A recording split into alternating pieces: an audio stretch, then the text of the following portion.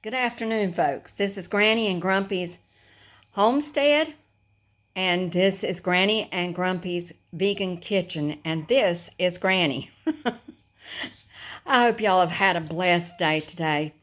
I am going to start something that I used to do as a full-time job, and that was to grow wheatgrass for different juicing bars, and growed it for myself as well as friends and my husband as well.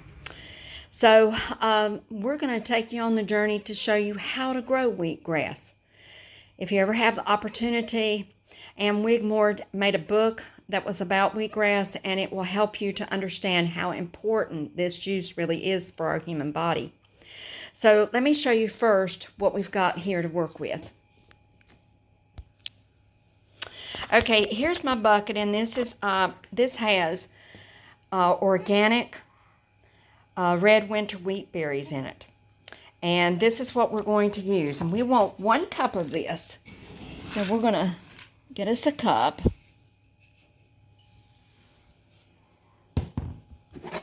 And we'll put our lid back on because we don't want anything to get into our wheat. Okay. Now, let's take our wheat berries over here. Now we have, stand back a little bit so you can see a little better. We have right here a half-gallon jug, and it's pretty full. We're going to start 1 tray today and 1 tray tomorrow. And how you get started is you take a cup of wheat berries and you put them in the water. So let's do that.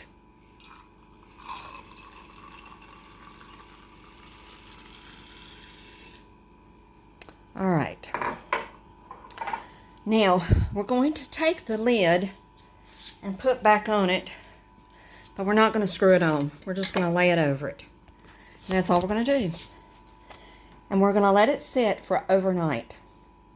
Now, when it has tomorrow morning when I get up, I will come in here and I will put it through a sieve. Let's just leave it right here so I know where it's at. And I am going to do some more videotaping today, but I can move it somewhere else. In the morning, we will take it and put it through a sieve. And the sieve is the one that I use most of the time for the compost. I wash it, and in fact, it's in the dishwasher right now. It's the one that does the best with not letting too many out. Or I can use a stainless steel sieve. And probably I'll use the stainless steel one to come to think about it, because it doesn't let any of them through. So what will happen is, and let me go a little bit closer so you can see what the wheat berries look right now. The wheat berries, let's do a little bit bigger. Okay, you see how they look right now? Well, in the morning, I'll show you what it looks like then. They will, out each end, will grow a little tail. And it's very, very small. Doesn't look like much of nothing. I mean, you can barely see it at all. And we'll put it in, I'm going to sit down for a few minutes. I've been on the go all day today, and I'm really getting tired. As we'll let it sit for at least a good day, possibly 2 days, depending on what it looks like to the next day, the next morning. After we strain it, then we'll place it in something that it can continue to strain it. So after we strain it and we let it sit overnight, we cover it with a rag, and I'll show you what that will look like tomorrow. We let it sit for a total of at least 24 hours and possibly longer. It will depend on what it looks like the next morning. But it will grow bigger little tails coming out. They'll be about 1/4 of an inch long. And at that point, we can actually plant it in a tray. So we'll show you as we go through. We're not going to give you one video and then the next day another video and so on and so forth. I'm going to do a couple days at a time and then put it up that next day. So you'll be able to grow your own wheatgrass, and then I'll show you how to juice it after it gets 7 days old, after it's been growing for 7 days.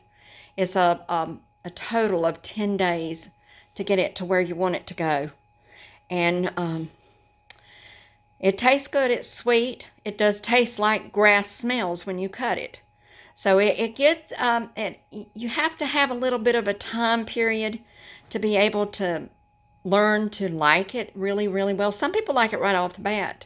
I was not one of those. I had to develop a taste for it day after day after day. And you cannot drink a lot of it at one time because it is extremely potent. You have a blessed evening. And I'll talk to you again tomorrow morning. Bye-bye. Well, good morning, folks. This is Granny with Granny and Grumpy's Homestead, and this is Granny also with Granny and Grumpy's Vegan Kitchen. I wanted to continue on with the wheatgrass.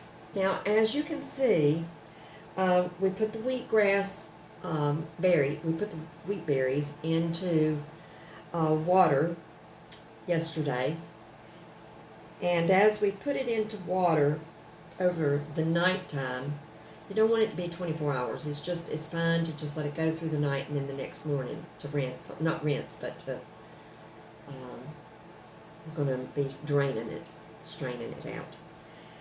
And you notice that the water is a little bit of a different color.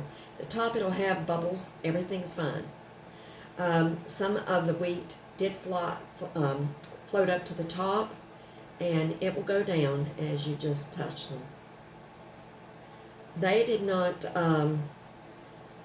basically, not all of them, but some of them will not actually make out because they didn't get swollen like they should have been. The water, it starts to pull, to suck in the water because your berries are hard. That's how you're able to make wheat. But it actually will, suck in the water, the berries do, and causes them to fluff up and to puff up like they were whenever they were still on the stalk. So, what I'm going to do right now, and actually I could do it, hold on. I was going to drain it in the sink, but let's just put it in the bowl here now, and just do it in the bowl. And then I can empty the water out of the bowl. Okay. So I'm going to do this and get them all in here. You don't want to waste any one of these berries because they're precious, believe me. And you want to use a wide mouth jar to do this because you can't stick your hand in here and gather up the ones that didn't come out. And a spoon can damage your tails.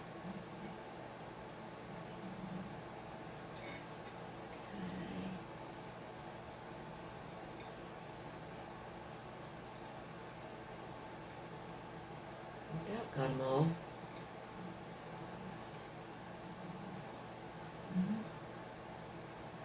Alright. Yep, that's it. Okay. Now, we'll lift this up. I'm going to make sure they're drained real well. Now, as you can see here, some of the berries might get stuck in the little areas, but don't worry, all will be well. There are some that actually made it through the holes. I do have a lot of strainers, but every single one of my strainers, the holes, will all allow that to go through some. So I might need to get a cheesecloth to put in it. Okay, let's put this right here. I hate to lose any of these babies.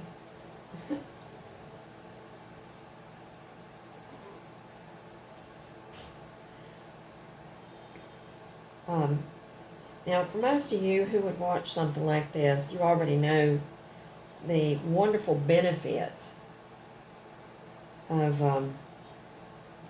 wheatgrass juice. But some of you who may not know anything about it. Well, okay, last one. All right. Give me a second to empty this.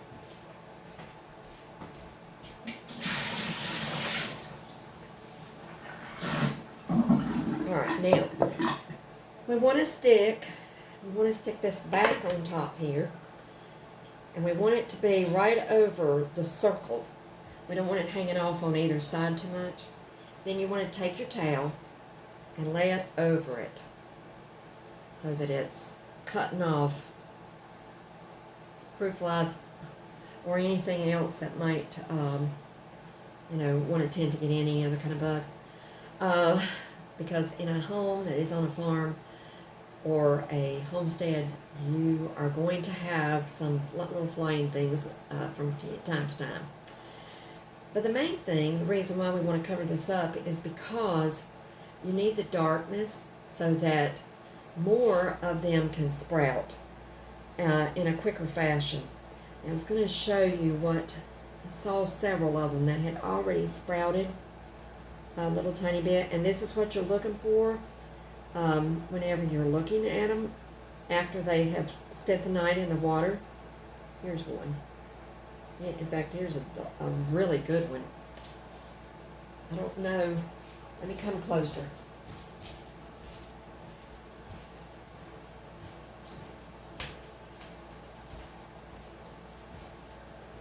And hopefully let it come into focus.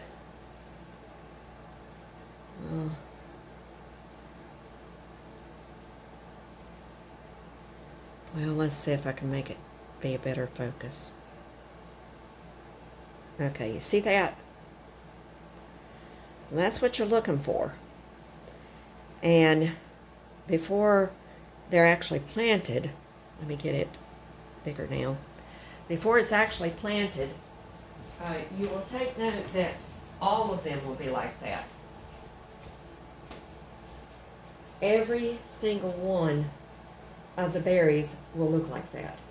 What berries don't look like that will be the ones that they won't bear anything to start with. But I would say probably 98% of all the wheat berries in here will become a blade of grass. So we've got this part done. We're going to put this to the side. And you don't want it in an excessive warm area, but you want it in an area that's a fan's not going to be directly on it. And you don't want it where a heater's going to be directly on it either. So probably on a counter back where, it's not cold. We don't want it on an outer wall. Put it, and then just leave it there. Tomorrow morning, you can take a look at it and see what it looks like. If it's already growing, because it's going to fluff up some, because all of this is going to make more space in with the wheat berries. As it fluffs up, then you will start the next thing.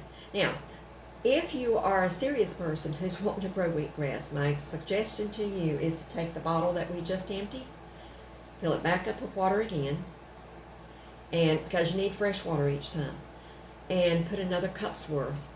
You will want to start one every single day, because if you don't, in 10 days, you won't have, you'll have wheatgrass that 10th day because of what we just did. But the next day, you won't have any. And you do want to use, you'll probably, I would say, juice about possibly a half of a tray for 2 people a day, and Bob and I are going to be drinking it. And so you're going to have to space everything out. You'll have to try the first tray to see how your spacing will have to be, and then go accordingly. I'm going to upload this video of yesterday and today, and every 2 days we will do something about the wheatgrass. I'll show you how it comes along. And just don't be nervous about it. Be happy about it. I'll show you the trays tomorrow, the kind of trays. I've already bought the organic soil that I needed. You can buy organic soil at Walmart, and it's not too terribly expensive. It's better to use that than to use anything else. Y'all have a blessed day today, and I hope that you will find this very satisfying, growing wheatgrass for yourself. And getting all the nutrients that you can get that will help you with any autoimmune disorders. It helps with many things. just get the book by Wigmore on wheatgrass. She will tell you everything there is to know about it. So you have a blessed and wonderful day. I thank you so much for coming on this journey with us. If you like what you see, press the like button. And if you like it, then subscribe to us. You're going to see a lot of different things. And thank you so much. We love you.